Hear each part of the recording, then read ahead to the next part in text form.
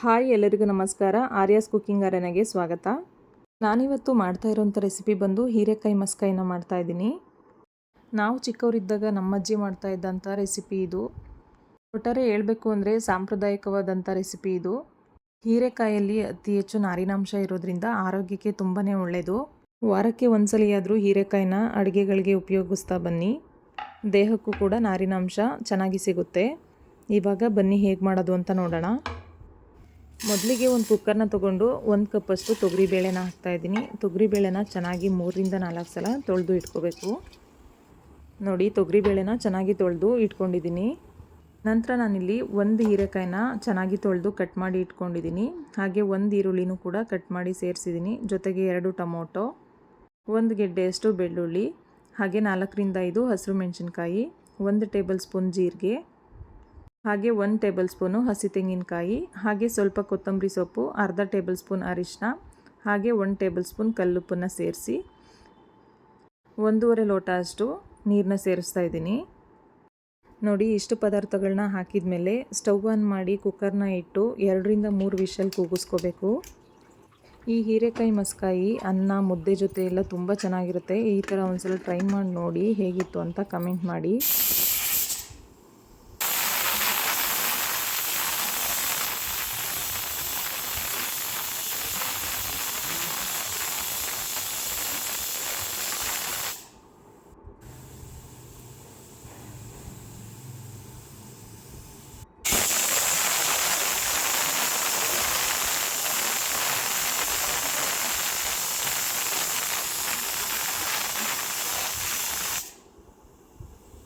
ನೋಡಿ, 3 ವಿಷಲ್ ಆದಮೇಲೆ ಕಂಪ್ಲೀಟಾಗಿ ಕುಕ್ಕರ್ ಕೂಲ್ ಆದಮೇಲೆ ಕುಕ್ಕರ್ ಲಿಡ್ನ ಓಪನ್ ಮಾಡ್ತಾ ಇದ್ದೀನಿ.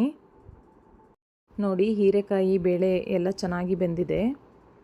ಇವಾಗ ಬೆಂದಿರೋ ಅಂಥ ಹೀರೆಕಾಯಿ ಬೇಳೆ, ಟೊಮೊಟೊ, ಸ್ವಲ್ಪ ಈರುಳ್ಳಿ, ಬೆಳ್ಳುಳ್ಳಿ ಎಲ್ಲದನ್ನೂ ಕೂಡ ಸ್ವಲ್ಪ ತಗೊಂಡು ಪ್ಲೇಟಿಗೆ ಸಪ್ರೇಟಾಗಿ ಎತ್ತಿಟ್ಕೊತಾ ಇದ್ದೀನಿ. ಇದನ್ನು ಕೂಡ ಕಂಪ್ಲೀಟಾಗಿ ತಣ್ಣಗಾಗೋದಕ್ಕೆ ಬಿಡಬೇಕು. ನೋಡಿ, ಇಷ್ಟನ್ನು ರುಬ್ಬೋದಕ್ಕೆ ಎತ್ತಿಟ್ಕೊತಾ ಇದ್ದೀನಿ. ಇವಾಗ ಕುಕ್ಕರಲ್ಲಿ ಮಿಕ್ಕಿರೋ ಅಂಥದ್ದನ್ನು ಈ ಥರ ಚೆನ್ನಾಗಿ ಸೌಟಲ್ಲೇ ಮಸ್ಕೋಬೇಕು.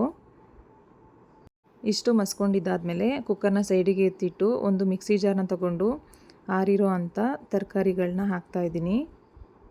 ನೋಡಿ, ಬೇಳೆ, ಹೀರೆಕಾಯಿ, ಟೊಮೊಟೊ ಎಲ್ಲ ಕಂಪ್ಲೀಟಾಗಿ ತಣ್ಣಗಾದಮೇಲೆ ಮಿಕ್ಸಿ ಜಾರಿಗೆ ಹಾಕ್ತಾಯಿದ್ದೀನಿ. ರುಬ್ಬೋದಕ್ಕೆ ನೀರನ್ನೇನು ಹಾಕುವಂಥ ಅವಶ್ಯಕತೆ ಇಲ್ಲ. ಅದರಲ್ಲೇ ನೀರಿನಂಶ ಇರೋದ್ರಿಂದ ಹಾಗೇ ಚೆನ್ನಾಗಿ ನುಣ್ಣಗೆ ರುಬ್ಕೋಬೇಕು. ನೋಡಿ, ಇವಾಗ ರುಬ್ಕೊಂಡಿದ್ದಾಗಿದೆ. ಇಷ್ಟು ರುಬ್ಕೊಂಡ್ರೆ ಸಾಕು. ನೆಕ್ಸ್ಟ್ ಇವಾಗ ಸ್ಟವ್ ಆನ್ ಮಾಡಿ ಒಂದು ಪಾತ್ರೆನ ಇಟ್ಟು ಪಾತ್ರೆ ಬಿಸಿಯಾದ ನಂತರ ಒಗ್ಗರಣೆಗೆ ಎಣ್ಣೆ, ಹಾಗೆಯೇ ಸಾಸಿವೆ, ಹಾಗೆ 4ರಿಂದ 5 ಇಕ್ಲು ಬೆಳ್ಳುಳ್ಳಿನ ಜಜ್ಜಿ ಇಟ್ಕೊಂಡಿದ್ದೆ, ಅದನ್ನು ಕೂಡ ಒಗ್ಗರಣೆಗೆ ಹಾಕಿ 3ರಿಂದ 4 ಒಣಮೆಣಸಿನ್ಕಾಯಿ ಇಟ್ಕೊಂಡಿದ್ದೆ, ಅದನ್ನು ಕೂಡ ಒಗ್ಗರಣೆ ಜೊತೆ ಹಾಕಿ ಒಗ್ಗರಣೆಗೆ ಕರಿಬೇವಿನ ಸೊಪ್ಪು, ಸ್ವಲ್ಪನೇ ಹಿಂಗೆ ಹಾಕಿ ಸ್ವಲ್ಪ ಚೆನ್ನಾಗಿ ಬಾಡಿಸ್ಬೇಕು. ನೋಡಿ, ಇವಾಗ ಒಗ್ಗರಣೆ ಎಲ್ಲ ರೆಡಿಯಾಗಿದೆ. ಇಷ್ಟು ಒಗ್ಗರಣೆ ಆದಮೇಲೆ ಕುಕ್ಕರಲ್ಲಿ ಉಳಿದಿರೋ ಅಂಥ ರಸನೂ ಕೂಡ ಸೇರಿಸ್ತಾ ಇದ್ದೀನಿ. ಇದ್ರ ಜೊತೆಗೆ ರುಬ್ಕೊಂಡಿರೋವಂಥ ಮಸಾಲನೂ ಕೂಡ ಸೇರಿಸ್ತಾ ಇದ್ದೀನಿ. ಹಾಗೆಯೇ ಅದೇ ಮಿಕ್ಸಿ ಜಾರ್ಗೆ 1 ಲೋಟ ಅಷ್ಟು ನೀರು ಹಾಕಿ ಅದನ್ನು ಕೂಡ ಸೇರಿಸಿ ಚೆನ್ನಾಗಿ ಮಿಕ್ಸ್ ಮಾಡ್ತಾಯಿದ್ದೀನಿ. ಮಸಾಲ ಎಲ್ಲ ಸಾಂಬಾರು ಜೊತೆ ಚೆನ್ನಾಗಿ ಮಿಕ್ಸ್ ಮಾಡಬೇಕು. ಆ ಥರ ಒಂದು ಸಲ ಚೆನ್ನಾಗಿ ಮಿಕ್ಸ್ ಮಾಡಿ 1 ಟೇಬಲ್ ಸ್ಪೂನಷ್ಟು ರುಚಿಗೆ ತಕ್ಕಷ್ಟು ಉಪ್ಪನ್ನು ಹಾಕ್ತಾಯಿದ್ದೀನಿ. ನಾನು ಆವಾಗಲೇ ತರಕಾರಿ ಬೇಯಿಸುವಾಗಲೂ ಕೂಡ ಉಪ್ಪನ್ನು ಹಾಕಿದ್ದೆ. ಇವಾಗ 1 ಟೇಬಲ್ ಸ್ಪೂನ್ ಉಪ್ಪನ್ನು ಹಾಕಿದ್ದೀನಿ. ಉಪ್ಪನ್ನು ಹಾಕುವಾಗ ನೋಡಿಕೊಂಡು ರುಚಿಗೆ ತಕ್ಕಷ್ಟು ಉಪ್ಪನ್ನು ಹಾಕಿ 5ರಿಂದ 10 ನಿಮಿಷ ಚೆನ್ನಾಗಿ ಸಾಂಬಾರನ್ನ ಕುದಿಸಿದ್ರೆ ಹೀರೆಕಾಯಿ ಮಸ್ಕಾಯಿ ರೆಡಿಯಾಗುತ್ತೆ.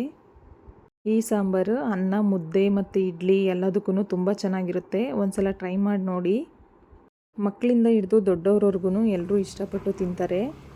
ಇದೇ ಥರ ಮತ್ತಷ್ಟು ಈಸಿ ರೆಸಿಪೀಸ್ಗೆ ಆರ್ಯಾಸ್ ಕುಕಿಂಗ್ ಅರೇನಾ ಚಾನಲ್ನ ಸಬ್ಸ್ಕ್ರೈಬ್ ಮಾಡಿ, ಹಾಗೆ ಪಕ್ಕದಲ್ಲಿರೋಂಥ ಬೆಲ್ಲೈಕನ್ನ ಪ್ರೆಸ್ ಮಾಡಿ ಫ್ರೆಂಡ್ಸು ಫ್ಯಾಮಿಲಿ ಜೊತೆ ಶೇರ್ ಮಾಡೋದನ್ನ ಮರಿಬೇಡಿ. ನೋಡಿ, ಸಖತ್ತಾಗಿರುವಂಥ ಹೀರೆಕಾಯಿ ಮಸ್ಕಾಯಿ ಸಾಂಬಾರು ರೆಡಿಯಾಗಿದೆ. ನಾನು ಈ ಹೀರೆಕಾಯಿ ಮಸ್ಕಾಯಿ ಸಾಂಬಾರು ಜೊತೆಗೆ ಬಿಸಿ ಬಿಸಿ ರಾಗಿ ಮುದ್ದೆ ಮಾಡಿದ್ದೀನಿ. ಮುದ್ದೆ ಜೊತೆ ಅಂತೂ ಈ ಸಾಂಬಾರು ಸಖತ್ ಚೆನ್ನಾಗಿರುತ್ತೆ. ನನಗಂತೂ ತುಂಬ ಇಷ್ಟ. ನೀವೊಂದ್ಸಲ ಟ್ರೈ ಮಾಡಿ. ಇನ್ನೂ ಹೆಚ್ಚಿನ ಈಸಿ ರೆಸಿಪೀಸ್ಗೆ ನಮ್ಮ ಪೇಜ್ನ ಫಾಲೋ ಮಾಡೋದನ್ನ ಮರಿಬೇಡಿ. ಎಲ್ಲರೂ ಇದೇ ಥರ ಸಪೋರ್ಟ್ ಮಾಡ್ತಾಯಿರಿ. ಎಲ್ರಿಗೂ ಧನ್ಯವಾದಗಳು. Thank you all. Thanks for watching.